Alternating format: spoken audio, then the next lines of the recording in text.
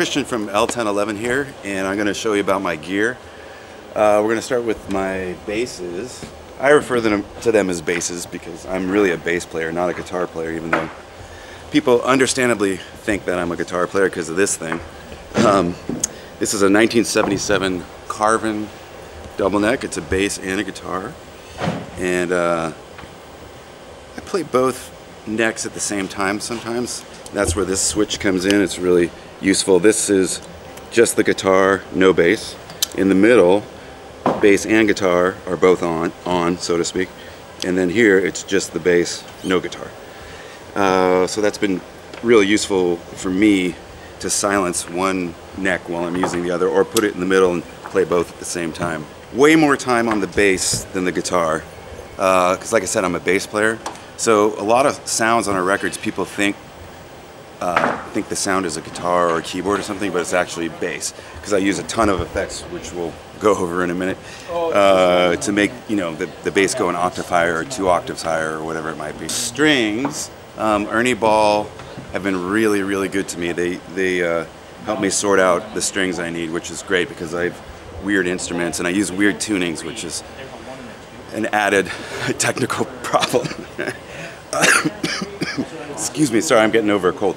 So these are Ernie Ball 10s, Slinkies, and I have a really weird tuning. This is D, A, D, G sharp, B, E, and actually if I remember right, when I start the set, this is going to be E flat.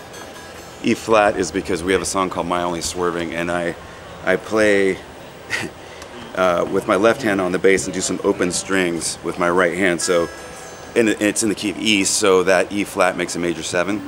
So that's why that's that on that guitar. And then on the bass, Ernie Balls, obviously, and I use the G string is a 45, but I crank it up to A, so it's now a whole step higher than a normal G string.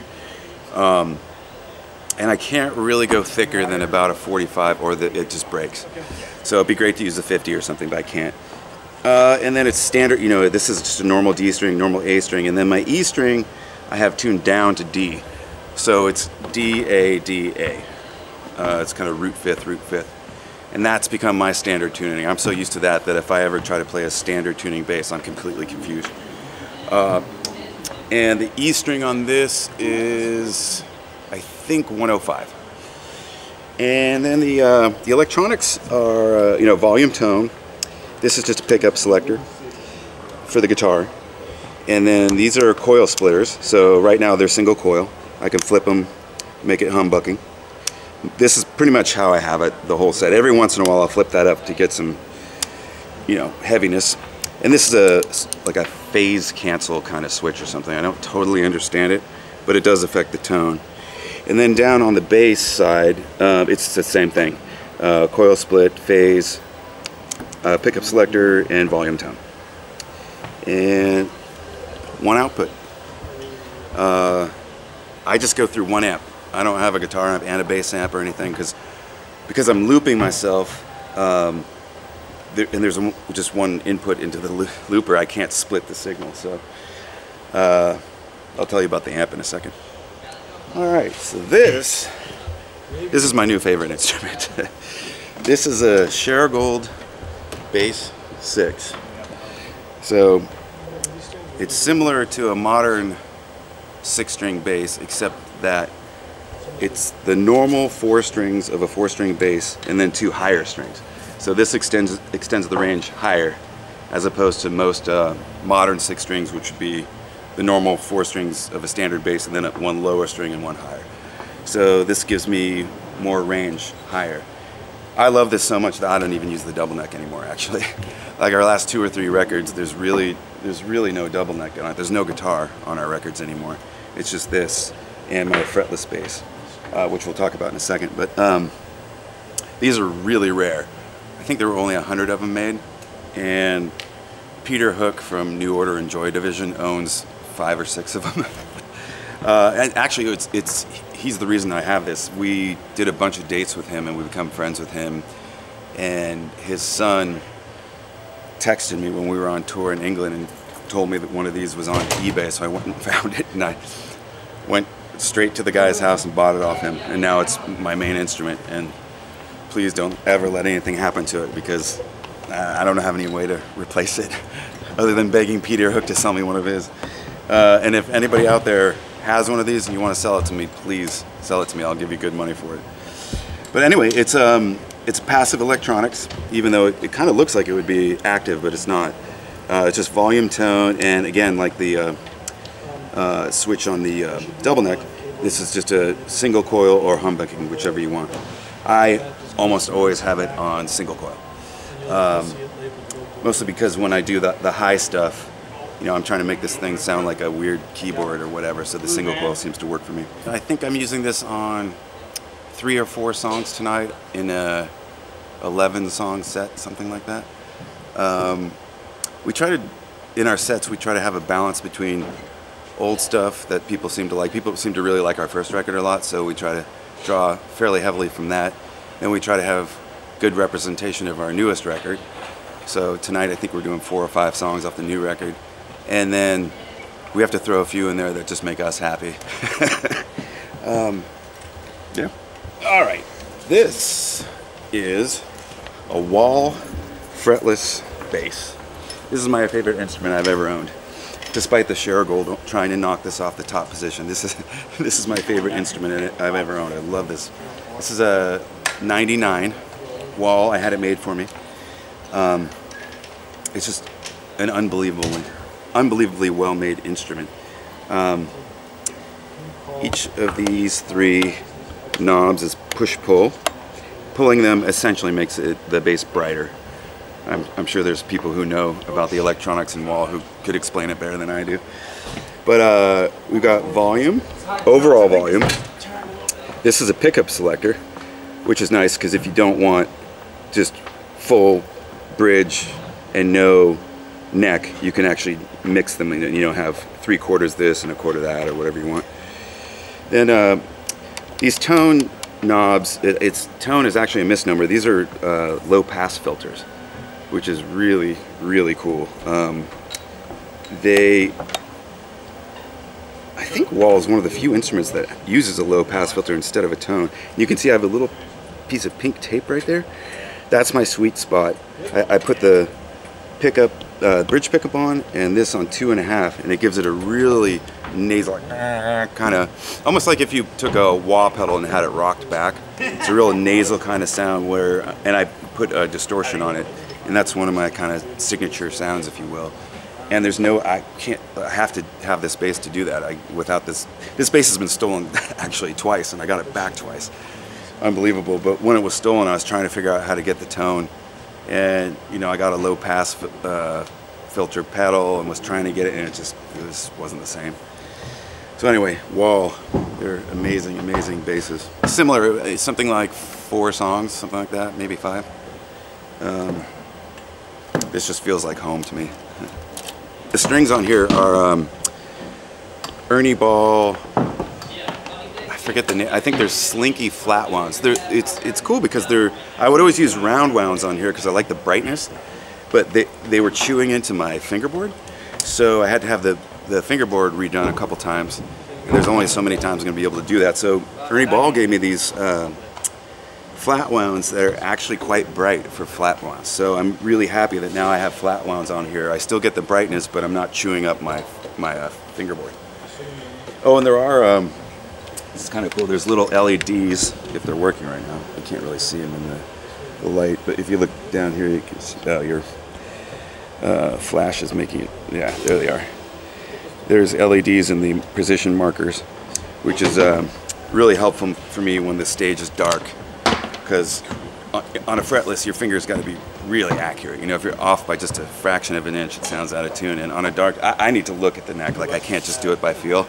I try, but so sometimes when the lights go down, those LED markers are really helpful because I can still play in tune, or attempt to anyway.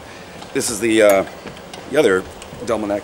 It's really similar to the one I showed you before. This is, I think, a 78. And the electronics are the same. The main difference is that the pickups, the original pickups that were in here died. So I had to have them replaced. And these are RLYR pickups, and they're absolutely fantastic. I am really, really fortunate in that the people who work at RLYR actually are familiar with the band. So when my guitar guy, tech guy, was trying to explain to them what we sound like and stuff, he eventually mentioned that it was L1011. They said, oh yeah, we know that. So they knew my sound, and they were able to just nail it with these pickups. So I'm a big, big fan of RLYR.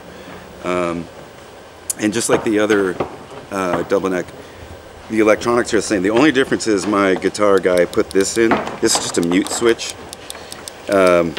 He thought I might use that at some point, you know, like a Rage Against the Machine kind of thing, and I never have. I really want to, but it just hasn't come up yet. This one actually has two output jacks. They're both the same though. But if I wanted to, I could have one line going to a guitar amp and another line going to a bass amp or something. I think that's why they did that, but I don't do that, so I just plug into whichever one. Yeah, so that's that. I have another one of these at home, so I have 3 of these total. This one's in a really weird tuning, so for our song, Sorry About Your Irony, I have a bizarre tuning, so this one just stays in that tuning, and I use it just for that one song, and it's also a backup in case something happens to the other one. And if I did have to switch to this, I'd have to spend a few minutes tuning and, you know, BSing with the audience. How you doing tonight or something? I'll try to remember the tuning on this one. I think it's E, A, D sharp, G sharp, B, D sharp. And then the bass is E, G sharp, B. So the D is tuned down to B. And then this is a G sharp, I think.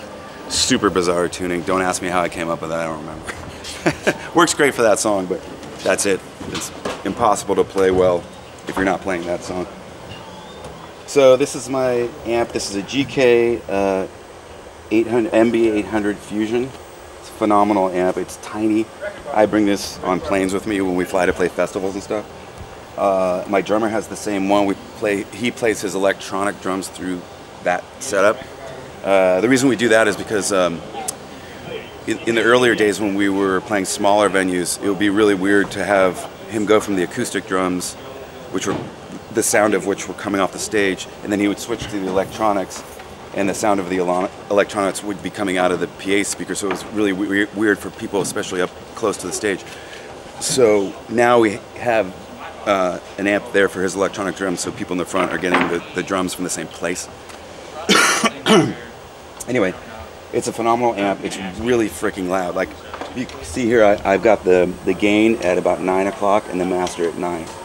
I mean, it's just plenty loud there. I mean, if I put this up like this, it'd be, yeah, I could play in a metal band or something, I don't know. So GK actually reached out to us to see if maybe we wanted to be artists, you know, like GK artist or whatever. And they were really generous with us. They sent us a bunch of amps and a bunch of cabinets so we could have, you know, a shootout. And we were madly in love with the tone we were getting from these amps. These amps are kind of like hi-fi systems. It's remarkable, the tone you can get out of these things. And up until they did that, I was always a 410 guy with my cabinets. But I tried this, and this is a 15 with, you know, it's got a tweeter and it's ported. And it sounded so good, and the high end was so responsive that I'm a 15 guy now, I guess.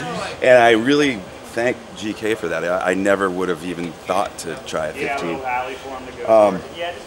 And EQ-wise, you can see I've got the treble here. I'm not actually sure which frequencies that is, but for my setup, I crank it up pretty high because I'm making my bass sound like a guitar and a keyboard and all that stuff. And then we got high mids, low mids, and then bass, which, you know, not surprising, I have the bass pretty high too, being a bass player. It's a fantastic amp. There's actually a tube in there, and the tube does affect the tone. I thought maybe that was just a silly thing, but I've had the tubes die. And it started getting crappy, and then again, GK takes great care of us. They just FedEx out another tube for us. So we use in-ears. This I can turn on. This is a Sennheiser in-ear system, and these are molded in-ears. They're ultimate ears, fantastic in-ears. So what we do is we have our own mixing board, a digital mixing board. I think it's a QSC, and Tim will tell you about that when he does his rundown. That's in a little flight case over there. So all of our stuff goes into that mixer, and then from there, all those channels go to the house. So we're actually getting, you know, proper mics from drums and stuff. And that way we're completely self-sufficient. So we don't need monitors. We just have our own in-ear system, and we're good to go. I'm really happy about that, because with doing looping, my timing needs to be really on. I need to hear myself really well. In the old days when we were relying on wedges, it was tough sometimes. All right, so this is my pedal board. On the back here, looks like a lot of cables going in and out. These are actually cables from Tim's electronic drums, believe it or not. So his electronic drums come into my pedal board, and they go into my loopers and go back out to him. And he has an A/B switch where he can mute it or unmute it. But I'm looping the electronic drums. So live, what'll happen is he'll be doing an electronic drum part, I'll loop it, and then he can jump off of the electronic drums and go to the acoustic drums. So that's one of our kind of signature little tricks. And that's one of the things that makes people think we use tracks, which we don't. Everything we do is completely live. But every once in a while, someone will look over the drums and hear electronic drums, but see him playing a different part on acoustic. Ah, they're using tracks. I'm like, no, we've never used tracks. It's all live. It's very hard. Give us credit. Come on. Anyway, and then I've got two inputs here, and then an output to my amp. And the two inputs go into this A/B switch, because sometimes I'll switch basses mid-song. So instead of unplugging a bass, switching, and then trying to find the chord and plug it in, I just already have them plugged in. All I have to do is hit that, it switches. And then it goes from, the signal flow goes from here to the Boss tuner. And I think next in the line is this Line 6 M9 pedal, which has got a bazillion different effects in it. That's been really useful for me, because I used to have 3 pedal boards. It was, I could probably even have more, because there's so many effects that I use, so this has made my life a lot easier. Reverbs, delays, distortions, choruses, talk boxes.